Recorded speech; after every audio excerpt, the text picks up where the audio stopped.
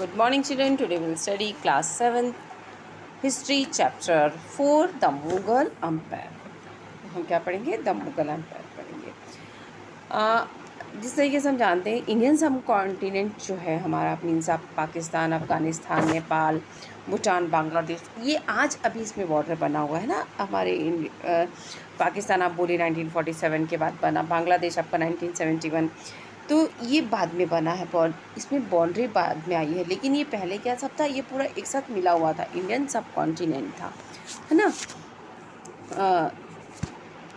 तो इस यहाँ क्या था, बहुत ज़्यादा डाइवर्सिटी थी, diversity of the peoples and culture. आप बोल सकते हैं नॉर्थ ईस्ट में लोग अलग कल्चर, उनका कल्चर अलग था, उनकी लैंग्वेज अलग थी, उनका रहन सहन खान पीन सब अलग था।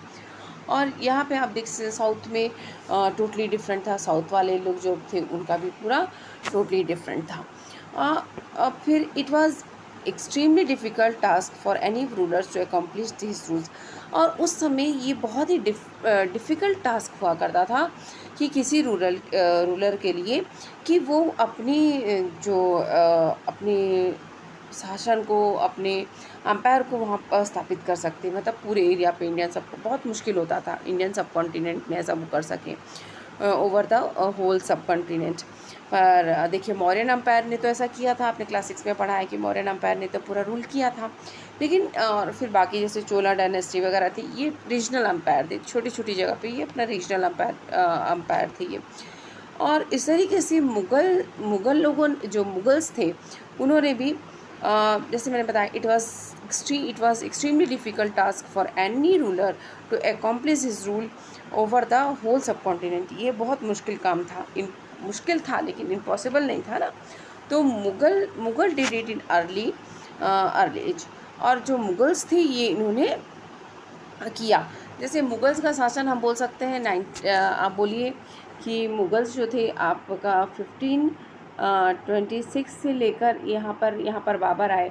बाबर से लेकर 1707 तक औरंगजेब, है ना, औरंगजेब तक, बाबर से लेकर औरंगजेब तक कंट्रोल ये नियरली ऑल ओवर द, इन्होंने इस समय तक क्या है पूरे सब कॉन्टिनेंट में इनका कंट्रोल आ गया था, ठीक है। Control nearly all over the sub continent, कहाँ से 1526 बाबर से लेकर औरंगजेब तक इनका क्या था, कंट्रोल उनके पूरे सब कॉन्टिनेंट में आ गया था। और औरंगजेब के बाद क्या हुआ कि धीरे धीरे जो अम्पायर था वो टूटने लगा, है ना। और उसके बाद 1857 में आप बोलिए कि ईस्ट इंडिया कंपनी आई, जब ब्रिटिश रूल लागू हो गया, है ना, ब्रिटिशर्स आ गए, तो 1857 तक ईस्ट इंडिया कंपनी आ गई थी, ठीक है। और कनेक्ट अब देखिए बाबर से पहले कौन था, सबसे पहले बाबर से पहले कौन सी मुग़ल से पहले कौन सा डायनेस्टी थी, आपको याद होगा। फिर इसके पिछले चैप्टर में पढ़ा था, सबसे लास्ट में कौन था, लोधी डायनेस्टी थी ना। तो लोधी डायनेस्टी के बाद इनका शासन शुरू हुआ। तो लोधी डायनेस्टी में जो इनके आखिरी लीडर थे इब्राहिम लोधी को किसने हराया था, बाबर हराए थे, किसको, इब्राहिम लोधी को। और कौन से बैटल ऑफ पानीपत में उन्होंने हराया था, इब्राहिम लोधी को बाबर ने हराया था। किसने हराया था, बाबर ने हराया था बैटल ऑफ पानीपत में। तो इस तरीके से वो क्या है, तो उनका मुग़ल शासन वहाँ से शुरू हो रहा था। कब से, जब बाबर आए तब से मुग़ल्स का जो एम्पायर है वो शुरू हुआ, ठीक है। और सिग्निफिकेंस ऑफ मुग़ल्स क्या है, सिग्निफिकेंस क्या है मुग़ल्स की, दे impose structure of administration and ideas of governance that outlasted their rule, leaving a political legacy that succeeding rulers of the subcontinent could not ignore। तो इनका ये था, देखिए बाबर, जहांगीर, शाहजहाँ, ये सब आए। और अब हम कह रहे हैं कि मुग़ल जब तक औरंगजेब थे तब तक तो इन्होंने पूरे सब कॉन्टिनेंट में राज कर लिया। और धीरे धीरे क्या हुआ, उसके बाद औरंगजेब के बाद क्या हुआ, जो इन्होंने इनका जो एम्पायर था वो धीरे धीरे हटने लगा, है ना, मतलब छोटा होता गया, एम्पायर बोलना चाहिए, है ना। और इसके बाद ये आप देखिए 1707 एम्पायर मतलब औरंगजेब मैंने बताया ना। उसके बाद 18 से 57 में ये कौन आ गया, ईस्ट इंडिया कंपनी आ गई। तो कम से कम 150 साल तक क्या हुआ, ये इस तरीके से चलता रहा, है ना।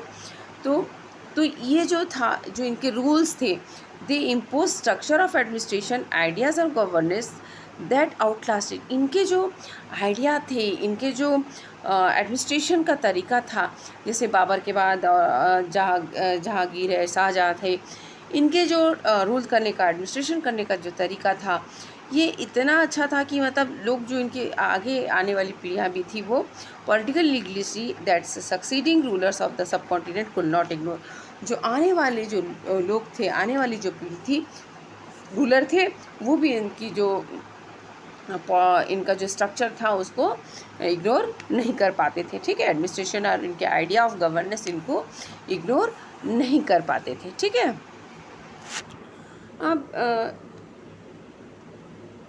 अब ये था इस चैप्टर में। और हम देखिए, ये अभी मैंने पूरा पैराग्राफ आपको समझाया।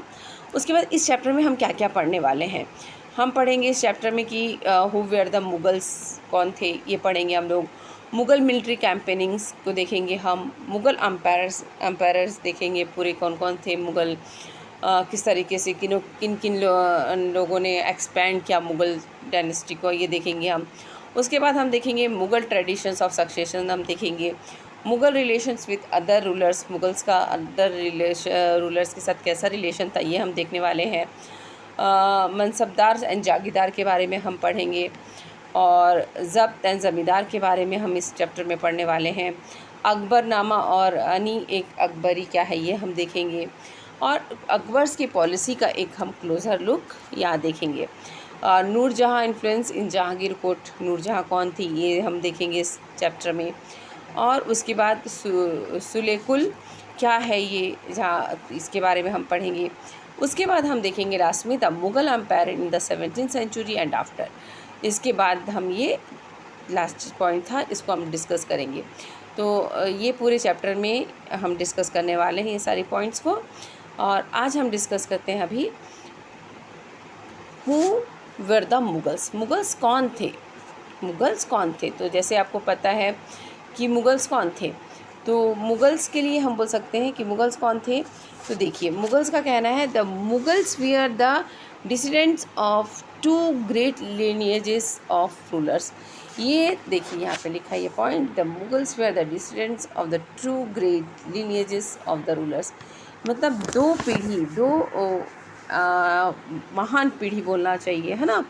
कि जैसे कि मुग़ल्स की पीढ़ी में कौन है, इधर मदर है और इधर का है फादर, समझिए ना, दो पीढ़ी से। और ऐसी पीढ़ियाँ थी जो अपने अपने टाइम की बहुत ही फेमस थी।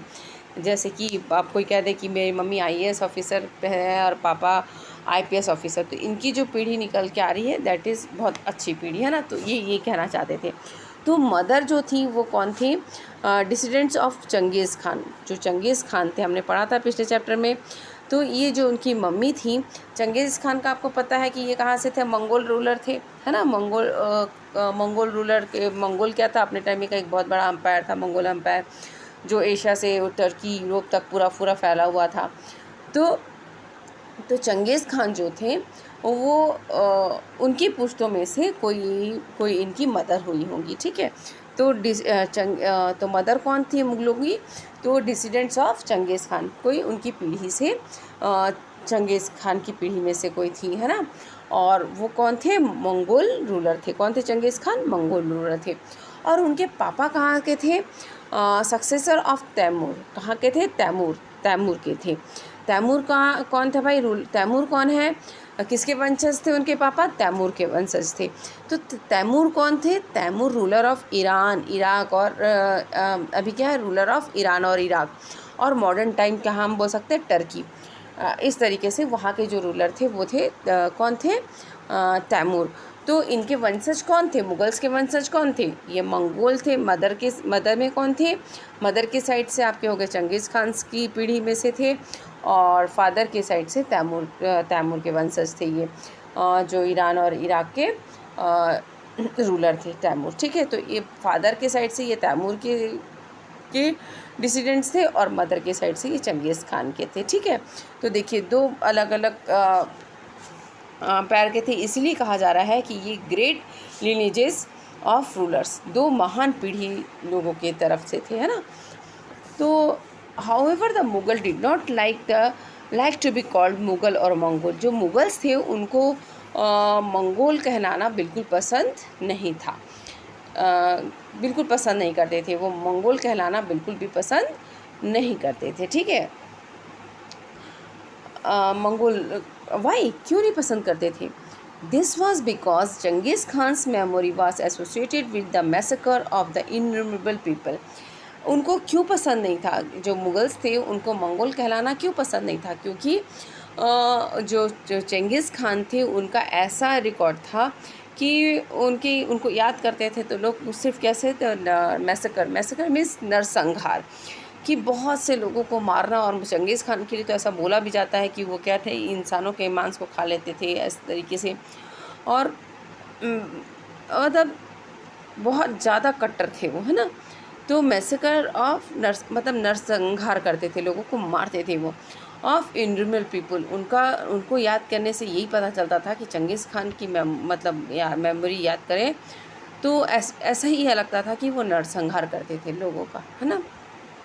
इसलिए जो मुग़ल्स थे वो उनके नाम से मंगोल नाम से जानना पसंद नहीं करते थे। ठीक है, और द मुग़ल्स को प्राउड ऑफ देयर त्रिमुड एंसेस्ट्री। और लेकिन उनको वहीं पर अपनी जो तैमूर एंसेस्ट्री थी उससे वो अपने आप की पहचान करवाते थे और वो उससे प्राउड भी फील करते थे। कैसे, क्यों फील करते थे वो प्राउड इस चीज़ के लिए? Because of their great ancestors had captured Delhi in 1398। ये जो तैमूर थे इन्होंने क्या किया था कि ये जो नसरुद्दीन मोहम्मद तुगलक है ना, नसरुद्दीन मोहम्मद तुगलक को क्या हुआ था, तैमूर ने हराया था। किसने हराया था? तैमूर ने नसरुद्दीन मोहम्मद तुगलक को हराया था। तो जब हमला होता है तो तैमूर अपने आपको, और इसके बाद क्या है, नसरुद्दीन मोहम्मद तुगलक को हराने के बाद तैमूर क्या है, अपने आप को स्टैब्लिश कर लेता है। कब? कहाँ? दिल्ली में। और तो सोचो कि इसलिए वो मुग़ल्स जो थे कि उसने इस तरीके से वो अपने आप को तैमूर एंसेस्ट्री से पहचानना पसंद करते थे, क्योंकि वो तैमूर जो थे वो बहुत बड़ा काम किया उन्होंने। दिल्ली में उन्होंने हमला बोला था। कब? 1398 में नसरुद्दीन मोहम्मद तुगलक को उन्होंने हराया भी था, है ना। They celebrate their analogy patriotically, each ruler getting a picture made of Taimur and himself. देखिए, और इन लोग अपना जो सेलिब्रेट करते थे कि मतलब जेनोलॉजी मीन्स अपनी पुश्तों का पूरा फ़ोटो बना के पिक्टोरियली बनाते थे ये लोग। मुग़ल रूलर बाबर, और जो मुग़ल रूलर थे मुग़ल रूल कहाँ से शुरू हुआ? बाबर के बाद से। तो ये लोग इस तरीके से सेलिब्रेट करते थे। देखो इन्होंने पूरी पिक्चर्स बनाई हुई हैं अपनी यहाँ पे। तो इसमें देखिए कि ये सबसे बीच में तो ये तैमूरी बैठे हुए हैं ना। तो देखिए क्या लिखता है यहाँ पे, इस तरीके से वो लोग सेलिब्रेट करते थे। The miniature painting dated 1702 to 1712 of Timur, his descendants and the Mughal emperors. Taimur is in the center, and on his right is his son Miran Shah. उसके राइट में कौन है? उनके बेटे हैं Miran Shah. The first Mughal empire Babur's great grandfather कौन थे? The first Mughal empire Babur's great grandfather, and then Abu Said Babur's grandfather, Babur के grandfather. To the left of the Timur is a Sultan Muhammad Mirza. उसके लेफ्ट में उसके दादा के दादा मीन्स बाबर के ग्रेट ग्रैंडफादर हैं, सोचो, है ना। एंड उमरान सैयद बाबर और उमर सैयद थे, और कौन थे? बाबर के पिताजी Umar Sayyid. The Mughal empires Babur, Akbar and Shahjahan are the third, fourth and fifth individual on the Timur's right. Timur के राइट में कौन कौन है? Babur, Akbar, Shahjahan and the third, fourth, fifth individuals on the Timur's right, and on his left is same order Humayun, Jahangir and Aurangzeb भी बैठे हुए हैं। सोचो ये पूरी पुश्तें एक साथ इनके इस पिक्चर में, इस फ़ोटो में है। ठीक है, तो इस तरीके से ये अपने जो सेलिब्रेट करते थे जेनोलॉजी पिक्टोरली, इस तरीके से वो पूरी पुस्तकों की एक साथ पूरी फ़ोटो बनाया करते थे। ठीक है, तो ये देखा हमने कि किसके वंशज थे ये पूरे मुगल्स लोग जो थे। तो they were the descendants of the 2 great lineages of the ruler, that is एक चंगेज़ खान की तरफ से थे, मदर की तरफ से, और फादर की तरफ से थे तैमूर की तरफ से थे, है ना। तो इस वीडियो में हमने ये देखा। नेक्स्ट वीडियो में हम पढ़ेंगे Mughal military campaigning. Okay, Mughal military campaigning हम पढ़ेंगे।